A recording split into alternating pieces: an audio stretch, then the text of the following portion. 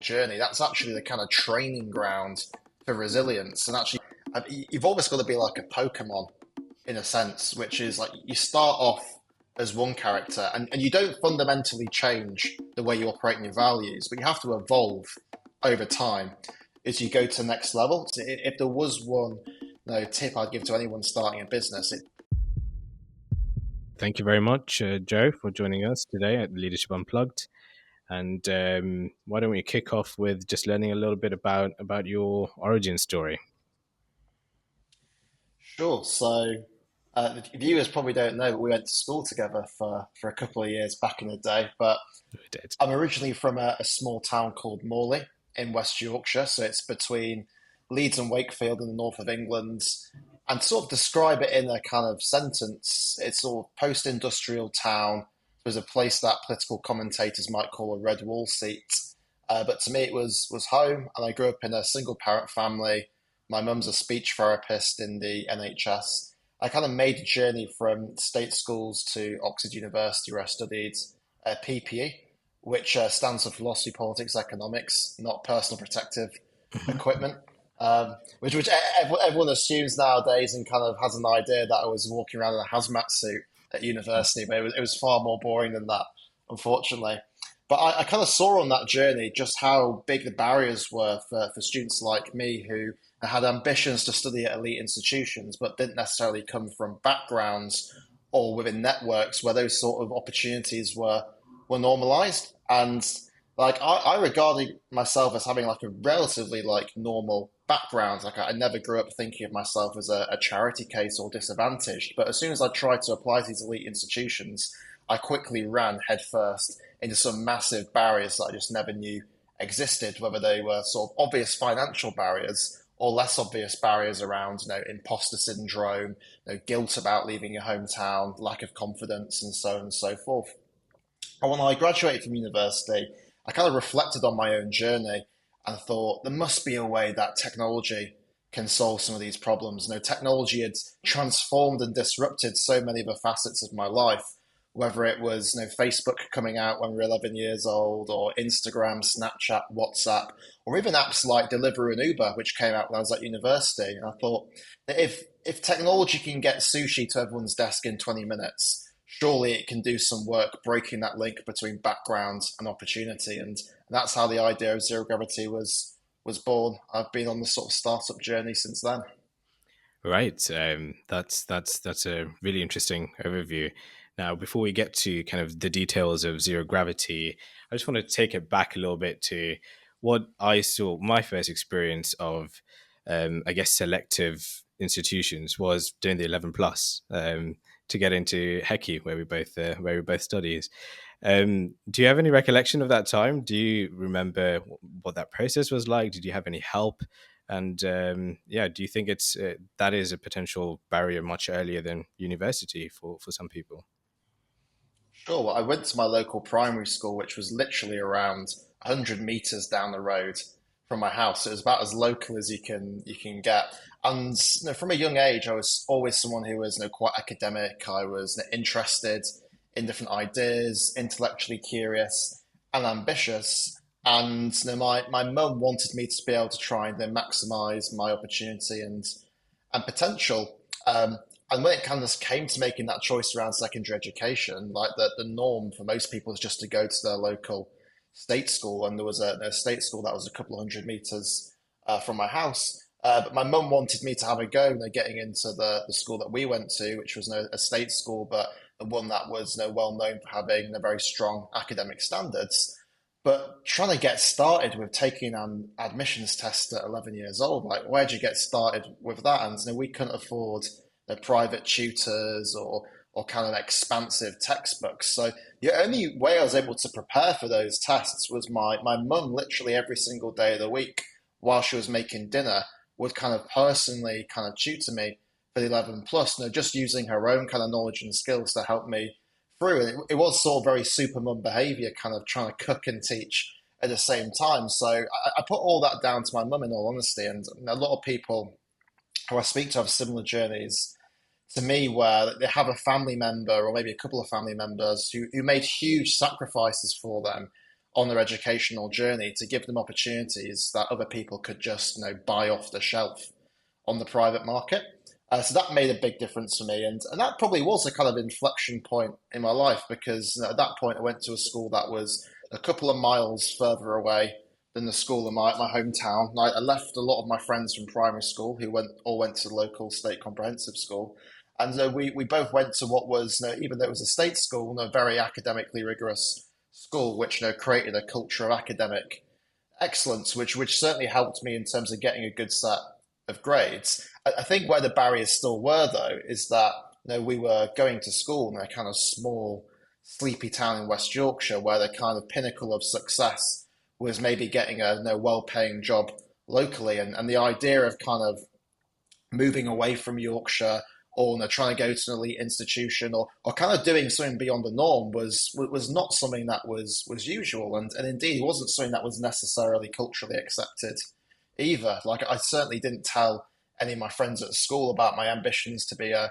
tech entrepreneur, all the stuff I was doing at home where I was teaching myself to code. Like those were just kind of weird things to be doing and talking about. So even if you do go to a kind of slightly better a state school, there's still big barriers which occur just due to kind of geography, culture, and not being in the kind of networks where getting these elite opportunities is kind of normalized, and that's certainly what I faced. That's really interesting. You mentioned that. So my experience is similar. So straight after Yorkshire, I moved to India, but I went into international school. They're a private fee-paying school, and suddenly I had classmates from all across the world, and it felt like an entirely different world in terms of understanding and seeing the world beyond that small bubble, but also really the contacts and the networks that were built there. So I completely empathize with that. And yeah, Hassan, you had a question. Yeah, no, Joe, you mentioned a couple of themes in your answer. You talked about kind of the sacrifice your mum had to make when it came to preparing you for the 11 plus, and it made me think about actually the community aspect of living up north. And I want to touch on that. Were there any community values which kind of still stick with you today, or are there any instances of like really great teachers that you remember that actually pushed you to go to that next level? Yeah, 100%. One of the things I think, lucky for living in the north is the kind of strong sense of like rootedness and values that it gives you, which is I very much see myself still as a northerner. Probably can't tell from my accent nowadays, which has sadly been diluted over time. But in terms of my fundamental values, I think the very northern values that I've kind of built my life and business around that, whether it's things like, straight talking, no bullshit, kind of saying it as it is, how you see it, the treating people fundamentally with respect, not taking advantage of people. Like those are all values that I think particularly people in Yorkshire really really respect, and I had those kind of seared into me from a young age and have carried them with me. And one of the things that we tell people, our members at Zero Gravity, is that even if you are from a kind of tough background, you've had to navigate tricky situations, whether it's childhood trauma, financial anxiety, lack of opportunity, you should actually also reflect on your journey and kind of turn it into a competitive advantage, which is actually, if you've had a difficult journey, that's actually the kind of training ground for resilience. And actually, growing up in a community which is outside the urban hubs like London or Manchester or Birmingham, if you grew up in a suburb, like there's certain values which you can take from that experience, which are going to kind of stand the test of time and serve you in later life. So I think a lot of this is actually about kind of reconceptualizing your journey and kind of seeing it as the driving force of your success rather than something that holds you down. And that's what I've taken away from it, which is I didn't want to let the kind of facts of the geography I grew up with hold me down. But what I did want to do was kind of utilize some of those values and use them to drive me forward. So yeah, I'm lucky to have that northernness still in me, even though my accent has died a death over time. You can definitely still hear it. That's really interesting. You mentioned that, and I think I'd probably have a similar kind of outlook. Although I came from a privileged background, both parents were professionals, and I think what set me apart from a lot of the networks I made later on in life, where people came from much more wealth and much more kind of resources and opportunities, was that kind of fire in the belly It's that kind of sense that you want to go out there and build something and achieve something, because you didn't have everything in life handed to you. And in that theme, you mentioned your kind of learning to code and wanting to be an entrepreneur quite early on, but it's by the sounds of it in school. Where did those entrepreneurial ambitions, do you think, where did they come from, and how did you pursue them? I think it all stems from that intellectual curiosity that I just always had as a child. And it was difficult not to be curious about technology given that period between sort of 2008 and 2015 was a period where the social media in particular that completely changed the face of like so many different facets of society. Like we were probably the first social media generation where when we were kind of 10, 11, 12 years old, a lot of our social life started to move from the physical world online, and it was impossible not to be curious about that. So I kind of tried to throw myself into that culture. I used to like listen to podcasts about what was going on in Silicon Valley and building tech startups, and I'd read all these websites, and it felt like all of that innovation was happening very far away from Morley in West Yorkshire. But I still wanted to be a part of it, and I kind of saw it as the future. So I just taught myself how to code, and this was back in the day before any of the sort of cool websites like Code Academy made it more accessible. This was literally sort of HTML for dummies days, and like everything has to be learned through sort of the textbook, not interactively. But it did give me the kind of basic toolkit to understand actually how do you build websites, how do you build products, how do you get something into people's hands that you can then iterate and make better. And I was never kind of like a master coder. I was never like a sort of Mark Zuckerberg sort of hold away in my bedroom, creating next generation products for my keyboard. But what I did get was a strong understanding of the fundamentals that I was then able to take at the end of university and translate into a business, which I started from my bedroom, originally bootstrapped. And if I didn't have those skills, I think that would have been quite difficult. That's really interesting, Joe, because I actually taught myself how to code in my bedroom as well, and I remember the very first time I actually even learnt about code was when Code.org released a video with Mark Zuckerberg, and Mark Zuckerberg said there's going to be demand for X amount of coders. It's the next big thing, and I was like, I want to be a part of that. And similar to you, I learned how to code on use HTML on YouTube videos, which were free and available. So I definitely relate to that. I think the one thing, especially with coding, which kind of opened my mind, is when I first put something on a page, and that completely blew my mind that I was able to write a couple words down and see something completely different on another screen. Do you remember kind of what was the first thing that you created and how it made you feel? Sure. I think the first kind of like credible thing I created was actually like a mobile responsive website for a cake company. So like not the kind of most glamorous, game-changing business in the world, but again, like you said, actually seeing a design come to life on the internet that people could access, from their laptops and mobile phones, like that was incredibly sexy. Seeing something that you'd made be actively used by people and actually influence their behavior and decisions. And that was like my sort of very first taste of kind of actually building products. And then I used to be obsessed with a video game called Football Manager, which I think is still popular nowadays, but where it's a PC game where you manage a football team. And I kind of turned that passion into building internet communities.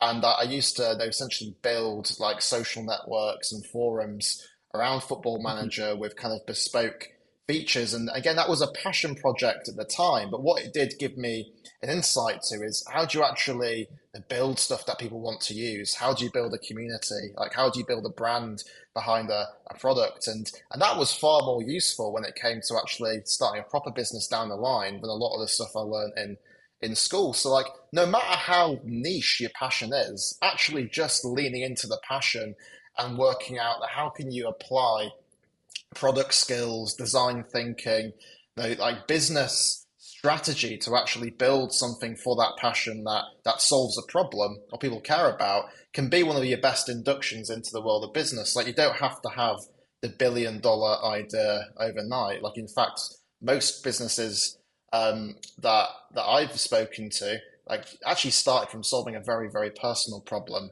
and then morphed into something much bigger from there. And indeed, my journey with zero gravity, which I'm sure we'll come on to speak about, was a very, very similar story to that. You know, solving a problem that I personally faced in my own life and then scaling that to more and more people. That's really interesting, and I guess it's probably a good point to pivot into zero gravity. And just before that, you had these entrepreneurial kind of ambitions at school. You started teaching yourself to code and equipping yourself with the skills to an extent. Um, why did you choose to go to university? Why Oxford? Why PPE? And in hindsight, do you think zero gravity could have happened without that? Well, it wasn't necessarily inevitable that I went to university. Like I think in our lifetime, the access to university as a whole was broadened. There are around 50% of people that went to university, like even in a place like West Yorkshire. But going to those kind of top elite universities still seemed like something that was pretty alien and out of reach. And even a kind of good state grammar school like we went to with good GCSE results, you know, very few people every year that went on to Oxbridge universities, and they weren't on my radar whatsoever. Like I certainly never grew up dreaming of going to Oxford. In fact, never actually been there before I started considering applying.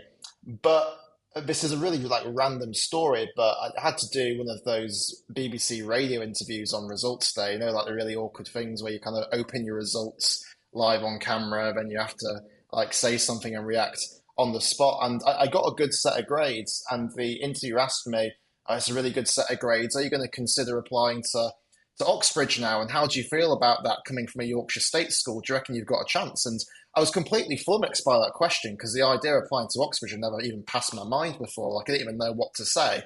But it did sort of plant the seed of an idea of actually maybe I do have a shot at going to those institutions and maybe I should give it a try. So that's what I did. But as soon as I actually started weighing it up as a serious, credible idea, I realized quite quickly I was so kind of underprepared and under resourced to like chase down an opportunity like that. And most of the people in that application process had been prepared, like not just for a couple of years before, but almost since the beginning of their life to make that application. Whether it was dinner table conversations with parents, tutors on tap at every point, cultural experiences, extracurriculars throughout their entire life. And I just didn't have any of that. So I was kind of stood there wondering, like, how do I compete with all of this? I had the grades, but not the other stuff around it to feel confident trying to chase down that opportunity. But I decided to give it a go. Probably that northern stubbornness like drove me to give it a go despite having to defy the odds. And I got to the interviews and I'd use the internet and YouTube to try and give myself the best chance possible, the best understanding of the process, the best understanding of my course. But even then, I still felt like a fish out of water. I remember going to my first interview in one of the ivory towers with an internationally renowned professor. And just due to a sort of sheer lack of confidence and being completely overawed by the situation and the gravity of it, I just performed really badly. In fact, I performed so badly that I thought I completely messed up my chances. And in the evening, I kind of went out with one of my friends who come to the interview to have a Diet Coke. I wasn't able to drink at that point. I was still underage. And I essentially wrote myself off.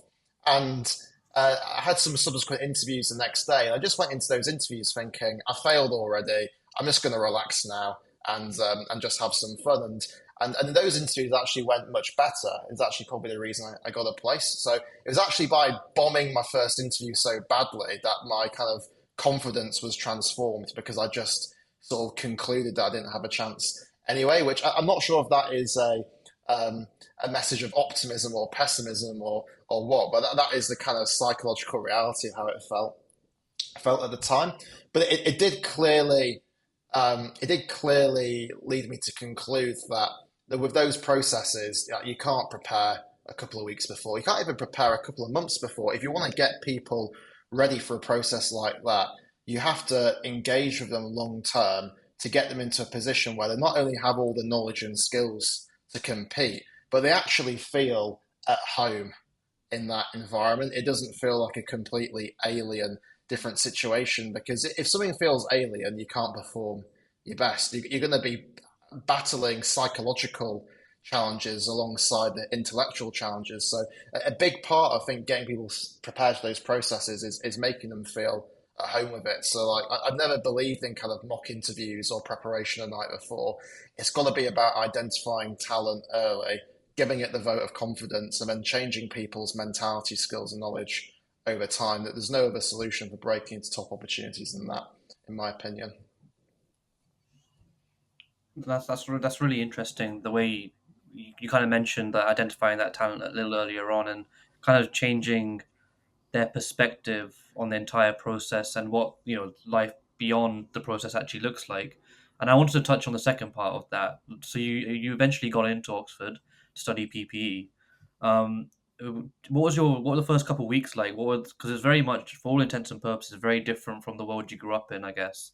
So I just wanted to get an understanding of what was going through your mind at that time.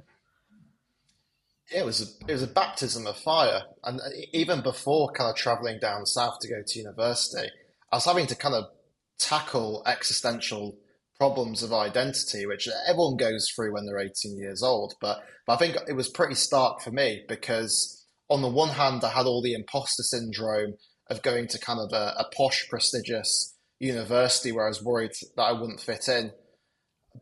But on the flip side as well, people in my hometown, friends and family, neighbours, had a different perception of me due to the fact I was now going to Oxford University. That it's almost like I was betraying my roots, and that like I was too good to stay in Yorkshire. I wanted to try and be one of the Bullingdon boys, and that was really difficult as well because it meant I had a lot of kind of guilt about transitioning from one background and geography to another. So it wasn't just that I didn't feel completely comfortable in the environment I was stepping into, but I also started to feel like I was becoming alienated from the environment I grew up in. So I was almost like stuck between two different identity challenges, somewhere in between, and that was kind of something I was sort of challenged with before I even arrived at university.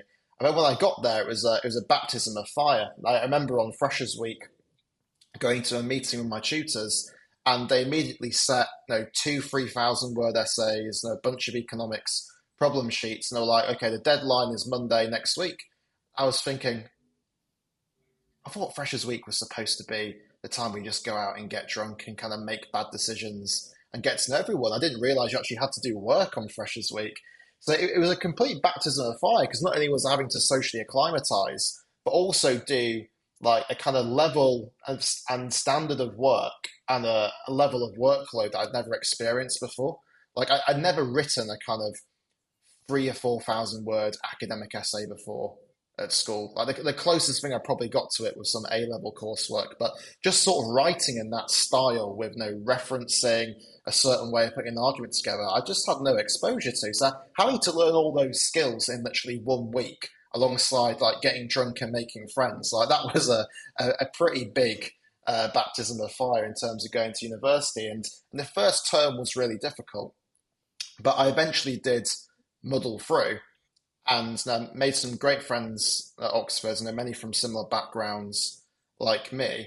And I think the good thing about the university is the thing it does right is it is a mentality shaping institution in terms of on day one that you arrive, you're immediately told, you guys are the cream of the crop academically. You're going to be the next prime ministers, CEOs, academic leaders, blah, blah, blah. And that kind of mentality and belief is consistently reinforced to you every single day by the way people speak, the people you're surrounded with, guests at the university.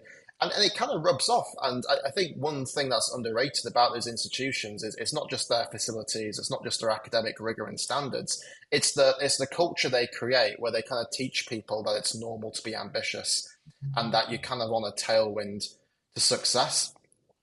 And that is, I think, the magic source of Oxford universities in particular. It's not necessarily all the other stuff, even though that stuff's good as well. It's the culture and network that it breeds and creates. And I think that's a really interesting lesson because if other institutions can replicate that cultural magic of getting people to think in a certain way and believe they can do certain things, then maybe we can level the playing field much quicker than people imagine. You don't have to have billions of pounds of endowment funds or academic facilities which are over 1,000 years old to do that. You can do that just by starting to reshape the way people think and what they believe.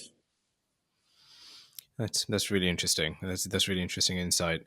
And I guess you decided to launch your entrepreneurial career straight out of university at a time when I guess many others would go into, especially from Oxford, into finance or into the civil service and get some real world experience. What gave you that confidence to just take the plunge and start a business? The ironic thing about university students is that university students have never been more kind of woke and left wing, and yet when you get to your final year, suddenly everyone changes their mind and wants to be an investment banker, lawyer, or consultant, and the kind of the idealistic world of socialism is left behind, and capitalism comes calling straight away, and that's certainly what I saw. Like people I went to university with in college tended to gravitate towards high status, high financially compensated careers, which is perfectly understandable economically. And that's a choice that I almost took as well because I got to my second year of university. Not all my friends were doing internships. I didn't really realize that you had to do an internship to get a graduate job. I just kind of falsely presumes that you do your degree first and then you apply for a job because I didn't know otherwise. And I wasn't in networks where that knowledge was really circulated. So I kind of panicked in my second year and thought, okay, I've got to do an internship. All my friends are doing internships.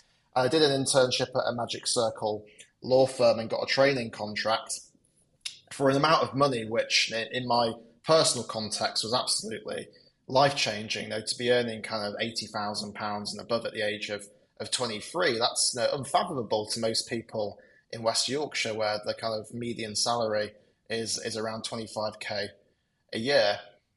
But I just couldn't do it because I knew I wanted to do something entrepreneurial, and I didn't want to go into a kind of corporate job. And I felt that the thing that really then got me out of bed in the morning was the idea of building products which could get directly into people's hands. So I decided to turn down the training contract offer and some of the job offers I had. And at the end of university, I actually moved back to West Yorkshire, back to my childhood bedroom, which was where I started Zero Gravity, which sounds like a kind of fairy tale story now.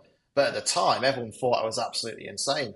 Like my friends thought I was like being idealistic and a bit stupid. My mum was furious at me for not getting a kind of proper job.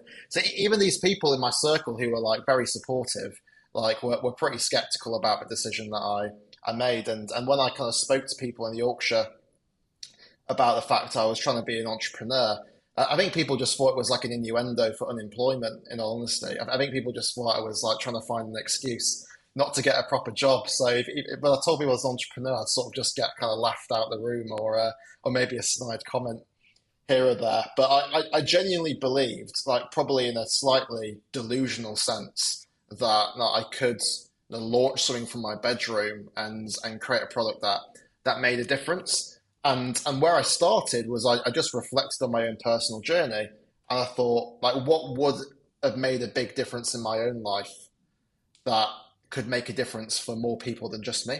And that essentially was the thought process behind Zero Gravity, which is I'd seen all these barriers which was preventing students like me getting into top universities and careers. That could I build a tech product that leveled the playing field and sort of broke that link between background and opportunity? And it was as simple as that. So I never had this sort of Isaac Newton moment where an apple hit me on the head and suddenly this huge idea just kind of manifested from my brain. I just reflected deeply on a personal problem that I had and found a way to scale it. And indeed, I think that's how most businesses are born. Like, you mentioned Hassan being inspired by Mark Zuckerberg, doing that video on the coding website, and people sort of think of Facebook as a kind of unicorn that idea, like an incredible, like industry defining idea. But even a kind of a company like Facebook / Meta started off in a very similar way, where Mark Zuckerberg created a social network just to kind of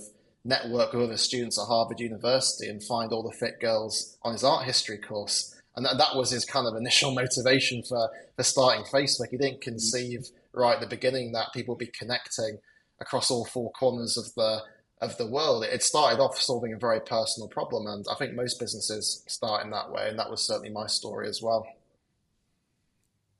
Yeah, I think that's super super inspiring. I think you there's a really powerful image which came into my head once you were answering that question, which was, you graduated and then you moved back to your childhood bedroom up in Yorkshire. I want to ask you at that time when you kind of went back to your childhood bedroom and you were doing this piece on self reflection. What were the things which you noticed had developed and changed in you compared to when you actually left that bedroom 3 years earlier to go to Oxford? And who was the Joe that was coming back versus the one that actually initially left? But it wasn't romantic because the Joe who came back at the age of 21 was still the same as the Joe at the age of 18 in terms of after dinner, my mum was still getting me to kind of wash up the dishes. They get the dishwasher turned on. They're doing chores at the weekend. So it wasn't a kind of romantic fairy tale. In a way, it kind of felt like I was regressing in terms of, I'd been to university and then suddenly I was almost back where I started. And that's probably why a lot of my friends thought it was a crazy decision to move back home. But like for me, it was completely financially unviable to start a business anywhere else because I didn't have any kind of wealth or income to fall back on to start a business. I was starting it with essentially nothing. I had 200 quid left for my student loan, and that was my kind of my seed capital at the beginning. So I didn't have money for rent, didn't have money for resources. I didn't have anywhere else I could start a business apart from my bedroom. Mhm. But I think what I did have then at the age of 21, which I might not have had at the age of 18, like was that sense of almost like delusional self-belief in my own agency, which, going to Oxford and having that message reinforced that, you can change the world, you can do something exceptional, like made me believe that, maybe I can give this a go. Like maybe I can build something that's a little bit bigger than kind of a football manager community. Like maybe I can build a product which is used by tens of thousands of people, has a kind of transformational impact in their lives, and also kind of solves a business problem as well that kind of employers, universities and schools are looking at. So that was quite a delusional vision, I suppose, for a 21-year-old with only 200 quid on his student loan. But that mentality I had with me, and I kind of thought, what's the worst that can happen? Like, if this fails, yeah, I'm going to look a little bit stupid in 6 months' time. I'm probably going to regret not taking that training contract. But the good thing about having a university degree from a top university is it kind of acts as your kind of insurance product or fallback. Like I knew with that degree, I could still probably go out and get a half decent job. So failure wasn't necessarily completely existential for me, especially if I started up from home where I wasn't sort of taking on any financial liabilities. So I was quite lucky to be able to do that. And not everyone's in that position where they can move back to their childhood bedroom and get going. And whilst it certainly wasn't romantic at the time, it did provide me with a sense of stability to get going and launch a business. Right. Now we've talked about the kind of the idea behind zero gravity and its mission. Could you give us an overview of what zero gravity actually does and how do you do it and how does a business model work? Sure. So the kind of why behind the business is that I've always believed that talent is everywhere, but opportunity is not. And I want to build a business that changes that. And the way we do it, the kind of the how behind zero gravity, is that we're building a platform that powers students from low opportunity backgrounds into uni, work, and life. So not just supporting them at one period of time, but taking them on a journey from the age of 16 into a top university or apprenticeship, and then into the graduate world. And in terms of the business model, like I set it up on the tech startup model. So like most organizations trying to tackle the issue of social mobility, which is breaking that link between background and opportunity, have historically been charities because I think people have seen this as a charitable issue. But I actually think that's a massive misdiagnosis of the problem because even though there is a kind of a theme of sort of social justice and equality behind this problem, I think actually more fundamentally, it's about utilizing talent.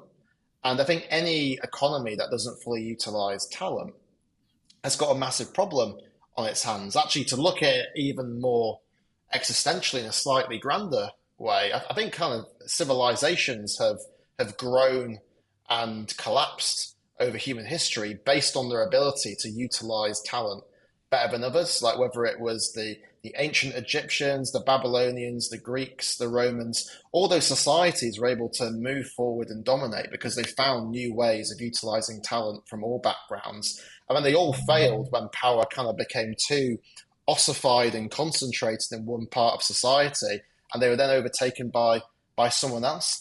I think in the Western world, we sort of become a bit complacent over the past couple of decades, where we thought we'd created the best possible system for kind of utilizing the talent of our populations and creating opportunity, but we haven't really necessarily moved the needle too much in the past couple of decades. You know, social mobility in the UK has actually been in decline since the 1980s. So we're doing a worse job now than we were 40 years ago in terms of breaking the link between background and opportunity. And I think if we're not careful, that's going to come back to bite us because other civilization societies will do a much better job of utilizing talent from all backgrounds. So that's the kind of the grander context. But what I think that means at a more micro level is that every business in the UK wants the very best talent. And having the best talent is the kind of ride or die of staying ahead of your competitors. And every university wants the best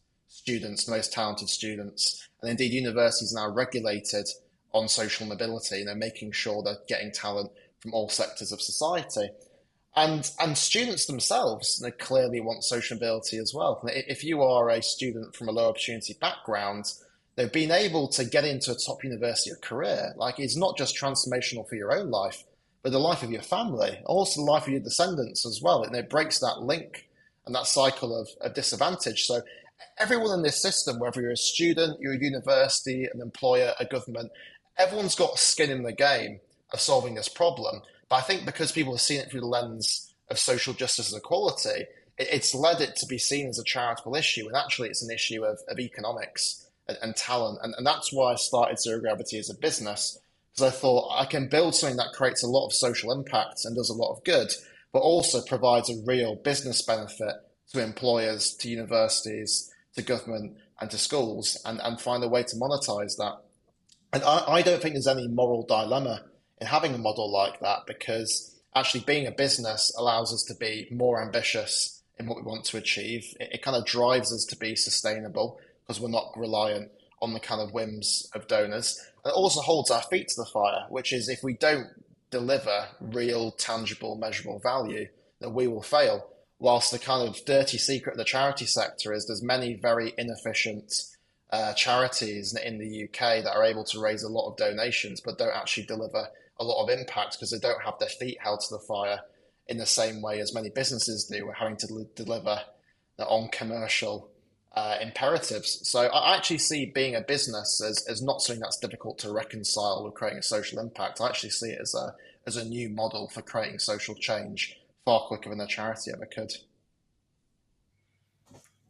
No, I think that all rings true, and I think an element that I wanted to touch on was this kind of idea of being a founder, because it is kind of romanticized to an extent, but I think by definition, being a founder, you know, all the tough and bad decisions they filter up to you, because if something was easy, the likelihood is that someone else a little bit junior would have been able to solve it before it gets to you. What kind of advice would you have for either university students or anyone in any stage of life when it comes to starting a business or thinking about starting a business? Yeah, I think you're right about actually the brutal reality of being a founder. I remember there's the Elon Musk quote that the best descriptor of being a founder is kind of what it feels like to eat glass. And it's quite a vivid description, but Yeah. it does feel a little bit like that, where you are like shoveling a lot of shit, especially in the early days, where like you're constantly facing challenge after challenge, obstacle after obstacle, and there's a lot going wrong before things start to go right. So I think you're right. It's the highs of being a founder are very glamorous, and I get to do some incredible things. To speak across the country, work with CEOs of FTSE 100 businesses, um, meet lots of students who've been impacted by our platform. We've got the billionaire investors in the company. And so I get to do lots of very glamorous, cool things that people might associate with kind of being a founder or CEO. But what people don't necessarily see is all the kind of the grunt work that also goes into it too. Like whether it's like interviewing 100 people to try and find that one person for a role, processing payroll, budgeting, the sorting out kind of people issues, whether it's HR, motivating, coaching people, um, all of the kind of the basic work that goes into building a business in the early days as well. If you're a founder of a one-person startup, you have to be the kind of consummate generalist who does everything. So it's a really difficult career path, and it's not for everyone. I think I'd be lying if I said you can be a founder and have work-life balance. Like, I just don't think that's true. I think anybody who tries to kid people you can have work-life balance as an early stage founder is just not telling the truth at the end of the day. So you do have to make sacrifices to do this role. And that's why I think it's always best to try and start a business that connects to a personal passion. Because even though I was making sacrifices, I didn't necessarily conceptualize them as sacrifices because I was so passionate about the mission behind zero gravity and what we're trying to do. Like losing, 30 hours a week that I could have been spending elsewhere, it didn't feel painful to me because I saw it as a kind of investment in a grander cause or project. So being able to make those founder sacrifices is much, much easier if you are working in an industry that you're passionate about. So if there was one tip I'd give to anyone starting a business, it's start a business in a personal passion area that is deeply personal to you, because that will get you through the inevitable hard times that you'll face in your founder journey, especially at the beginning where it feels like you're constantly getting punched in the face. All right. Now, you mentioned a lot of the kind of roles and hats you have to wear as a founder. Now, given you didn't have experience working in a business after university, you didn't have a business education. How did you go about figuring out what it takes to run a business? What is payroll? How do all these things work? How did you approach that? Well, not having experience was both a advantage and a drawback, because I had the advantage that I had no blueprint to work from. So I could kind of start from first principles in everything I was doing and build up from there. I didn't necessarily inherit the kind of the poor ways of working of other businesses, because I didn't just kind of copy what I'd been exposed to or seen in other contexts. So that was an advantage. The kind of drawback, though, is half the time I didn't know what I was doing in the early days, to be completely honest. So I was having to do a lot of learning on the job. And this is where the internet is a massive leveler, because 30 years ago, it would have been very difficult for me to learn the kind of basics of business accounting, payroll, compliance, brands. How do you like actually market a business? But I was able to learn all these skills through the online research and connecting with other people. So the internet is a massive leveler in terms of knowledge and skill acquisition if you are someone who's proactive. And in that way, it's never been easier to start a business. But I think where it was still really difficult is at the beginning of my journey, I had no network. Now, I was back in my childhood bedroom in West Yorkshire, and I didn't have a network of entrepreneurs or even professionals around me, to be completely honest. So I had to sort of proactively build a network who I could surround myself with and use to get the inside track on what it really takes to grow a business, and have people who could open doors. And the way I did that, to be completely honest, was almost by accident, which is I focused on building the zero gravity brand, and I had a couple of different like brand ideals and beliefs that I strongly believed in and built the brand around those. And they just so happened to be, I think, good choices. And we built a brand that was very distinctive, both visually and in its message as well. And we got a lot of PR, and from that PR, I had a lot of people who then came to me directly. So I kind of used the brand as a magnet to pull people into my network and orbit who otherwise I would never ever have been able to connect with beforehand. So I think that's also another lesson from my journey, which is if you don't have a network, you have to be proactive about building one. But don't just think about what more you can be doing to meet more people or put yourself in the right positions or reach out. Think what you can be doing to actually turn yourself into a magnet where more people come to you, whether it's personal brand, posting on social media, PR, that the quickest way to build a network is to actually build a brand rather than just relentlessly chase down leads because the former is far more efficient of a way of reaching people than the latter. And when you kind of look at some of the people who've got the biggest personal brands today, I suppose like Stephen Bartlett's always the case study that people look at now. Like no one knew who he was 5 years ago, and now his LinkedIn DMs and emails every single day will be filled with hundreds of opportunities. Some of them good ones, some of them bad ones, but hundreds of opportunities, and that's because he focused on building a personal brand and a story that reached millions and millions of people every week. And you don't have to get to that level, but I think the principle is correct, which is you can go much further in building a network if you pull people into your orbit rather than just trying to constantly find a space in theirs. I think that's a really good way of thinking about it. The idea of becoming a magnet yourself rather than actively going out and reaching out to people, but actually making yourself individual people reach out to. I think that's a good way of flipping the dilemma there.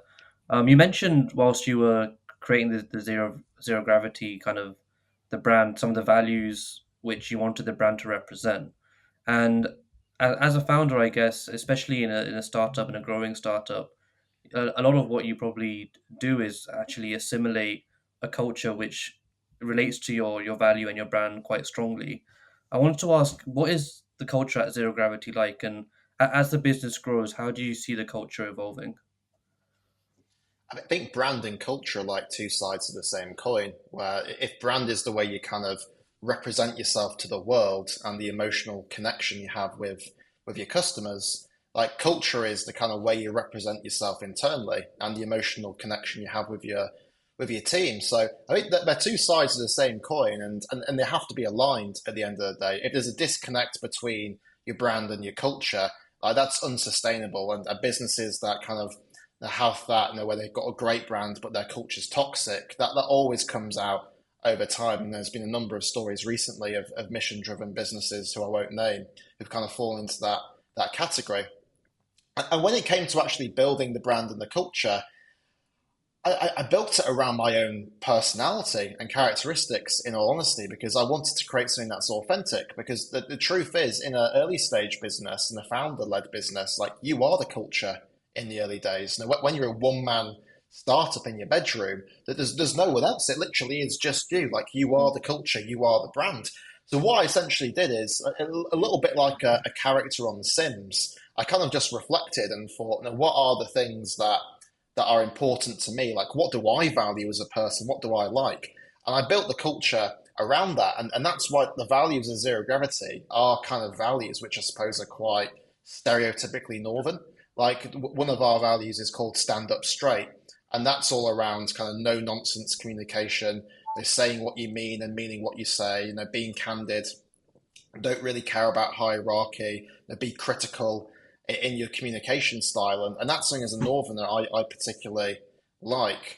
And I didn't like the kind of the overly political, diplomatic way of communicating that I often saw down south or in a lot of like more corporate cultures. So the values of Zero Gravity, to be honest, are the kind of values that I grew up with and inherited. And I think every founder should look into themselves when they're building a culture, because it's impossible to build a culture which doesn't reflect your own image as a small business. Because if you're walking into an office every day and saying these are our four company values, but then you're not manifesting them constantly in your communication and the way you operate, there's just a rift there.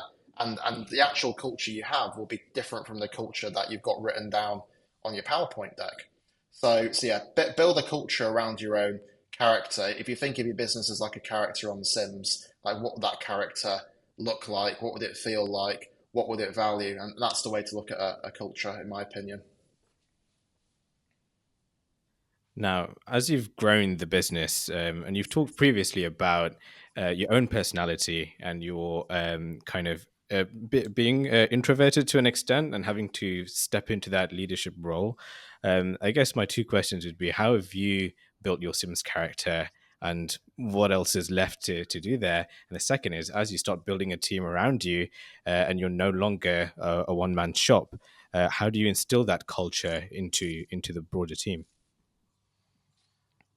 Again, not to kind of bastardize another cultural reference point, but you've always got to be like a Pokemon in a sense, which is like you start off as one character and you don't fundamentally change the way you operate and your values, but you have to evolve over time as you go to the next level. So I've always been an introvert. That's just a intrinsic part of my personality and character, and I'm still an introvert today. But what I had to do over time is, as I realized that my ability to proactively meet more people, to network, to kind of concentrate more on getting the most out of others rather than just thinking theoretically, those were the things that made a real difference in my business. So I had to kind of put aside or reconceptualize some of my habits and learn new habits which could allow me to push the business forward. Like I used to hate the idea of reaching out to new people or going to events, and now I have to do that all the time as part of my job. And I used to hate the idea of kind of being a manager and managing a team because I was more interested in kind of my own individual contribution and theory than I was in kind of motivating and getting the best out of human beings. But I quickly realized going zero gravity that I could actually scale the business much quicker by getting the best out of others rather than getting the best out of myself, because there was only one of me. And actually creating an organization with the right structures, the right people, the right incentives, and being able to kind of motivate and coach people, I could achieve far more than I could in my own silo. So I had to learn lots of new ways of working that were initially quite uncomfortable to me due to my character, and evolve over time. And that doesn't mean you have to become a completely different person. As I said, like you're an evolving Pokemon. You're not kind of completely changing. You're not like Jekyll and Hyde, completely changing who you are. So like you can still do things in your own way. Like my management style is probably very different from like a highly extroverted person. Like the way I kind of do networking is like I'm not like a kind of giddy American running around the room. It's done in a slightly different style. So you don't need to completely change your nature and who you are. You just have to find a way to evolve your habits and meet the requirements of what you're trying to do. Which I know sounds a little bit theoretical, but I think that's just the reality of being a founder. If you are growing a business, you personally have to evolve alongside the business, and the person you need to be when you're a one man band is not the person you need to be when you're a 25 person business or a 100-person business. You have to evolve over time. Yeah, you mentioned earlier around zero gravity kind of being a technology business as well, and technology being this great leveler, this great equalizer in a sense, especially when it came to the products in the 2010s and beyond. I wanted to ask a bit about, firstly, what is a technology driven aspect of zero gravity, and maybe if you can explain that a bit. But how, as a leader, do you think about implementing technologies when it comes to 3 years time or 5 years time to make sure that you don't necessarily get lost in the last trend and get left behind? Sure. So the fundamental product that we're building is the zero gravity platform. So it's a completely proprietary platform that we build in house. That we have a big team of software engineers and product managers and UI designers, and that is the product that we use to get students into top universities and careers. And also on the other side of the equation, that's the product that the employees and universities use to get the very best talent. And I think that the beauty of technology is, even though the tech industry's got a bit of a bad name over the past 10 years, and indeed all the CEOs of the big social media platforms were all pulled in front of the Senate again the other day, I think technology can actually be a force for good in the world, because what technology that can give you that kind of in-person physical interventions can't is much greater reach. You can reach someone in a bedroom in West Yorkshire rather than requiring everyone to come into an office building in London. It gives you much better scale. You can reach hundreds of thousands of people rather than just hundreds of people. It also gives you the ability to actually engage people on a kind of hourly, daily, or weekly basis. young people nowadays spend more time on their mobile phones than they do in the classroom. So actually, if you want to influence what young people are doing and the way they think and their skills, you've got just as good a chance of doing that if you get to them through their mobile phone than if you get to them through the classroom of a school. And the same is true for employees as well.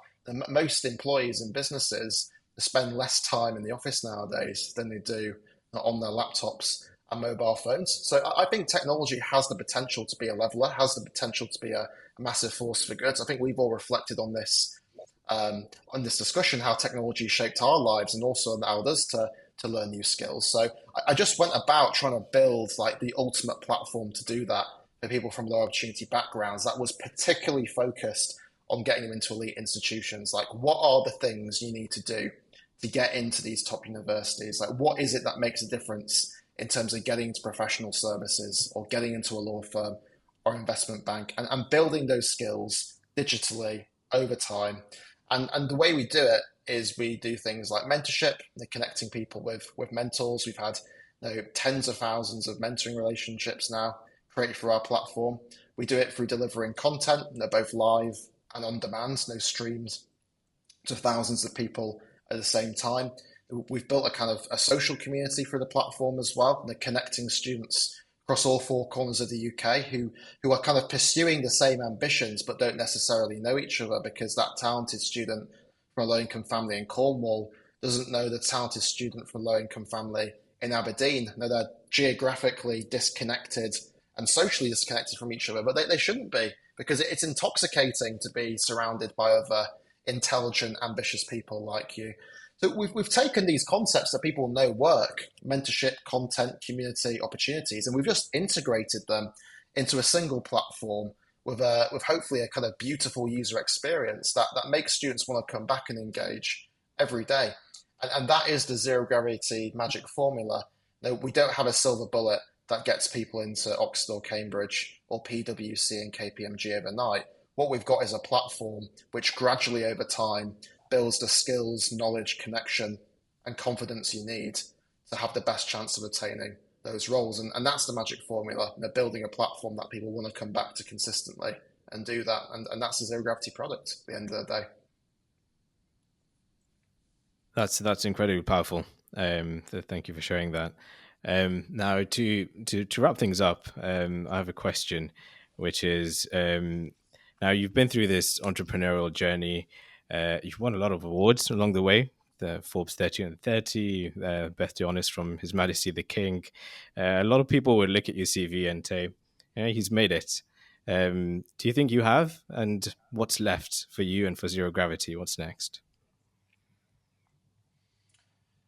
Yeah, it's a difficult question, isn't it? I think, again, like being honest, like had I told my 18-year-old self that I would be in the Forbes 30 on the 30 list or be recognised with an honour from the King, like I would have thought that's completely unfathomable and would never happen. Like that kind of recognition seemed completely like out of my abilities and ambitions when I was 18 years old. So my 18-year-old self probably would be thinking that's pretty cool that I've done some of that stuff. But again, the difficulty of being a founder is you kind of get put on the hedonic treadmill and you just keep running and running and running. So like once you've done one thing, like it's on to the next and the next and the next, and you can't let yourself become satisfied. And even though I think that's a really good trait from a business point of view, from a personal point of view, it's quite difficult because it makes it quite tough to actually get satisfaction out of life. Like I remember those moments to be honest, and they're not necessarily massively positive moments in my life. Like I remember waking up on the day that I was announced in the Forbes 30 under 30 list, which they don't tell you beforehand. The list goes out there, you get no heads up. Like, you're on the short list, but they don't tell you that you're on the actual final list beforehand. I had hundreds of messages on my phone and I was sort of flicking through them. And I was like, this is cool. It's kind of surreal. But I had a sense of emptiness inside me because I was like I really wanted this to happen when I was 18, but now it's happened and it's kind of like, I'm not sure what this means. I'm not sure what next. And the same with like the King's Honours list as well. Like I remember getting the letter and I was like, woo, I've never seen like a letter signed by the King before. Like this is pretty crazy.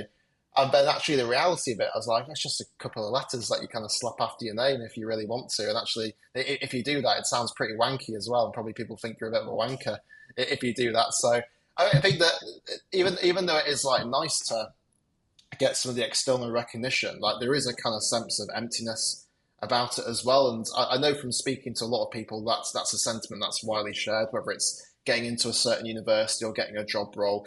These things are great in terms of opening up more opportunities, but I would never claim that they necessarily like make you happy. And that's why if I was to be like as honest as possible, like I don't think what zero gravity is doing is necessarily about making people happier. Like I'm in the business of trying to help people realize their full potential and their ambitions. Whether that makes you happy or not is kind of up to your own mentality at the end of the day. Because you can come from a low income family, get into the best university in the world, get into the best career, and still not be happy. And there's many people who've been on that journey and got to that point. So I don't think it's necessarily about a sense of satisfaction and happiness. I think it's actually more about being a person who has an impact. Like I can tell you for sure that zero gravity will make you a person who's able to have a bigger impact in the world, seize more opportunities, break out of the cycle of disadvantage. Whether that leads someone ultimately to happiness is a more philosophical question, which I'll leave up to individuals rather than trying to preach that I've got the solution to that $1 million question. In my own life, I'm the same as everyone else. I have good days, bad days, and the highs are high, the lows are low. But the things that keep you going isn't the external recognition. It's the actual small moments. It's like hearing about people who've used your product who've made a difference, who it's made a difference for. I've actually got, I think right next to me right now, a letter that I received through the post from like a zero gravity student. They're telling me about their journey. Someone who joined the platform at the age of 16.